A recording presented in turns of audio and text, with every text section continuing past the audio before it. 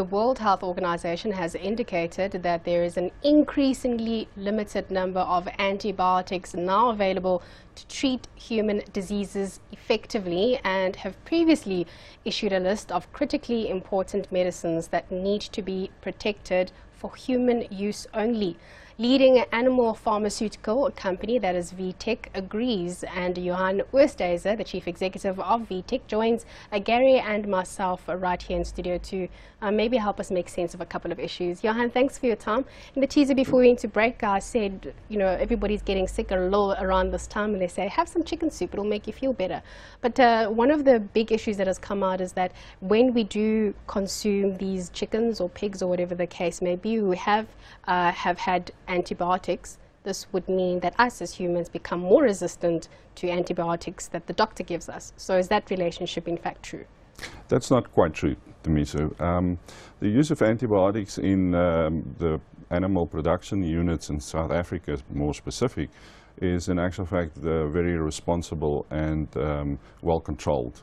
And antibiotics is only used when animals are sick, and sick animals don't find their way into the consumer market or into getting consumed by humans. The important thing is to make sure that if an animal is treated, that you allow sufficient time for the antibiotics to get worked out of the system before the animal is offered for human consumption. And maybe if you could just go through, I suppose, antimicrobial resistance. I mean, what is the real danger here? It's the development of superbugs in response to antibiotic treatments, and what are we doing in South Africa to prevent that? Yeah. That is indeed the case. There is a list of critical antibiotics that's reserved only for human use and is not used in animal production. But it's also important to have proper guardianship over the antibiotics that are used in animal production. So VTech realized 7 years ago that for our company to remain sustainable in the supply of antibiotics in the long term, we would have to implement a surveillance program, which we did on a national basis, whereby we monitor the resistance pattern of different bacteria to antibiotics that is used in agriculture.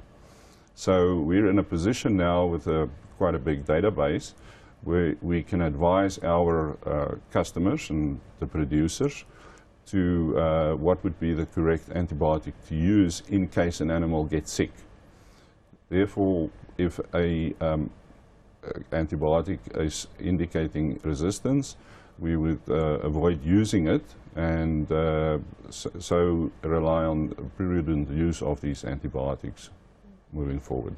Johan, can you give us some insight regarding AGOA? Because again, going back to concerns around chickens that are coming into South Africa and the fact that they may have very, very high levels of antibiotics or maybe things that are harmful to South Africans. I don't know. I know you have had a look at this issue.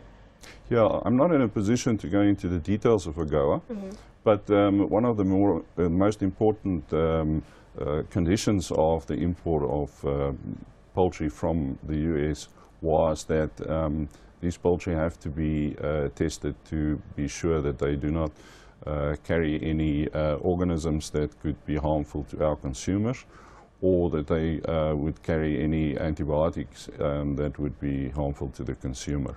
And it's a principle that is applied with the movement of most animal products cross-border, because you do not want to have the spread of certain diseases and organisms into other countries.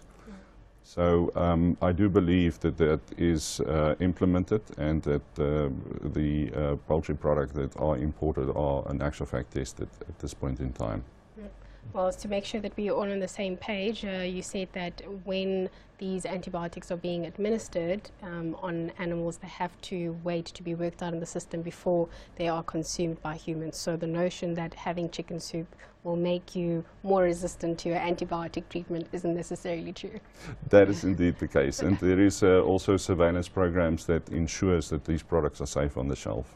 Thank you so much, Johan, for coming in and giving us some perspective. That was Johan Oosthuizen, the Chief Executive of VTech.